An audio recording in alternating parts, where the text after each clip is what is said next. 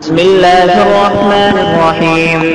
الحمد لله رب العالمين، والصلاة والسلام على سيد الأنبياء والمرسلين وعلى آله وصحبه أجمعين. أما بعد، فإن أصدق الحديث كتاب الله، وأحسن الهدي هدي محمد صلى الله عليه وسلم، وخير الأمور عبادها، وشر الأمور محدثاتها، وكل محدثة بدعة، وكل بدعة ضلالة، وكل ضلالة في النار.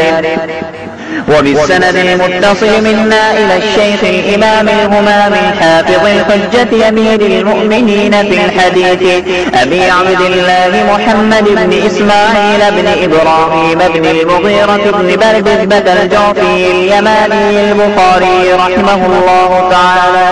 اللهم انفعنا وارفعنا بعلومهم وعلومكم أجمعين، آمين يا رب العالمين. أنه قال: حدثنا سليمان بن حرب قال حدثنا حماد بن زيد عن ثابت عن أنس رضي الله تعالى عنه وعنهم أنه قال: قال النبي صلى الله عليه وسلم: الصبح قريبا من خيبر بغلس، ثم قال: الله أكبر، قربت خيبر، إنا إذا نزلنا بساحة قوم فساء صباح المنذرين، فخرجوا يسعون في السكك، فقتل النبي صلى الله عليه وسلم المقاتلة وسبى الذرية، وكانت السبي صفية فسارت إلى لحية الكلب، ثم صارت إلى النبي صلى الله عليه وسلم فجعل عتقها صداقها، فقال عبد العزيز بن صهيب لثابت: يا أبا محمد، أنت قلت لأنس ما أصدقها، فحرك ثابت رأسه تصديقا له.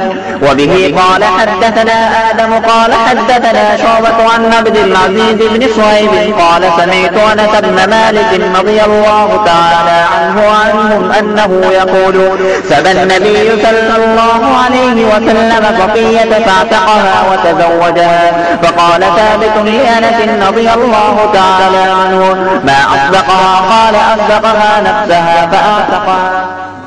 بسم الله الرحمن الرحيم. الحمد لله رب العالمين، والصلاة والسلام على سيد الأنبياء والمرسلين وعلى آله وصحبه أجمعين. أما بعد، فإن أصدق الحديث كتاب الله، وأحسن الهدي هدي محمد صلى الله عليه وسلم، وخير الأمور عبادها، وشر الأمور محدثاتها، وكل محدثة بدعة، وكل بدعة ضلالة، وكل ضلالة في النار.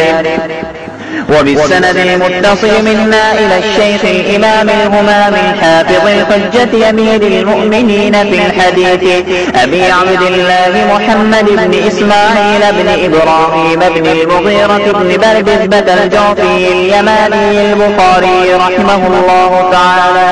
اللهم انفعنا وارفعنا بعلومهم وعلومكم أجمعين، آمين يا رب العالمين. أنه قال: حدثنا سليمان بن حرب قال حدثنا حماد بن زيد عن ثابت عن أنس رضي الله تعالى عنه وعنهم أنه قال: قال النبي صلى الله عليه وسلم: الصبح قريبا من خيبر بغلس، ثم قال: الله أكبر، قربت خيبر، إنا إذا نزلنا